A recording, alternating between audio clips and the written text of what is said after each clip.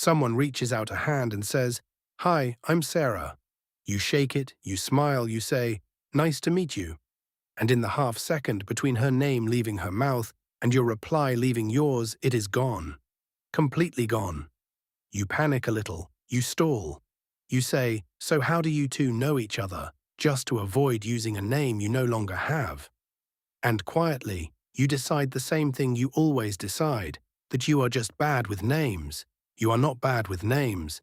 You never heard hers in the first place. This happens to almost everyone, several times a week, and it costs more than a moment of awkwardness. A name is the smallest gift a person can hand you, and forgetting it is the smallest way of telling them they did not register. We avoid people we have met twice. We carry around a quiet belief that some part of our memory is simply broken. But what if the problem is not your memory at all? What if, in that exact moment, your memory was never even switched on?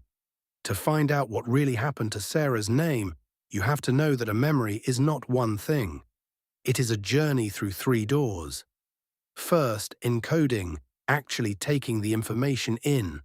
Second, storage, keeping it. Third, retrieval, finding it again later when you need it. When we say, "I forgot," we almost always blame the last door. We picture the name sitting in storage somewhere and us fumbling, unable to pull it back out. But a name you lose in under a second never reached storage. It never made it through the first door, encoding. And the first door is the one almost nobody is watching. In 1972, 2 psychologists, Fergus Craig and Robert Lockhart, asked a beautifully simple question. Why do some things stick and some things slide straight off?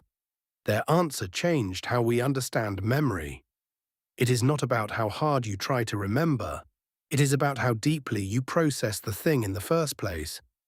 Look at a word and notice it is printed in capital letters, and you have processed it shallowly. You will barely recall it later. But think about what that word means, picture it, connect it to your own life, and you have processed it deeply. Now it stays. They called this levels of processing. Shallow attention writes in pencil. Deep attention writes in ink. And here is the quiet tragedy of the handshake. When someone tells you their name, you process it about as shallowly as it is possible to process anything. So why is it so shallow? Because at the precise moment Sarah is saying her name, your attention is not on her at all. It is on you. You are rehearsing your own line. What do I say back? Is my handshake too firm? What is my name again? Your mind is a stage, and you are pacing in the wings, waiting for your cue. Psychologists have a name for this. They call it the next-in-line effect.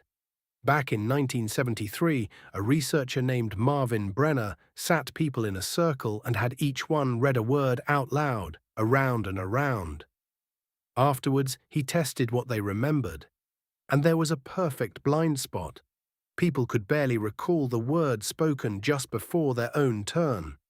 Not because those words were quiet, or boring, or long ago, but because in that window, every person was busy preparing the thing they were about to say. The introduction is the next-in-line effect happening to you in real life. The name arrives in the one window where you are least able to hear it. You might think you can do both, listen and prepare at the same time, but your attention is not a pie you can slice. It is a single spotlight, and it can only point one way. In 1996, Fergus Craig returned to this. He had people memorize things while doing a second task at the same time, and when attention was divided during learning, memory collapsed. Crucially, it was attention at the moment of encoding that mattered most. Distracted while taking it in, and the information simply never set. So when your spotlight is pointed at your own next sentence, it is not pointed at her name. And whatever the spotlight is not on does not get encoded. It does not slip out of storage later. It was never let into the building. So put it together, and the whole story you tell about yourself turns out to be wrong. You did not forget her name. There was nothing to forget. The name was never recorded because in the only second that counted, you were not listening, you were preparing to talk. I am bad with names is not a fact about your memory. It is a fact about your attention. And that changes everything, because a broken memory is something you are stuck with. A misplaced spotlight is something you can move, which means the fix is almost embarrassingly simple, and you can start using it the next time a hand comes toward you. Do 3 small things and do them on purpose. First, look at the face while the name is being said. Not at your reply, at her. Let the spotlight land on the person. Second, say the name back, out loud. Nice to meet you, Sarah. Saying it forces you to actually receive it. Third, attach it to something.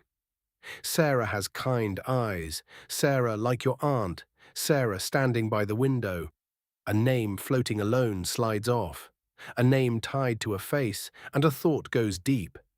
And deep is what stays. That is all it is. You were never bad with names. You were just somewhere else when they arrived. The good news is that attention is a choice, and you can make it the moment you decide the person in front of you is worth more than your next sentence, which, conveniently, is a pretty good rule for almost everything.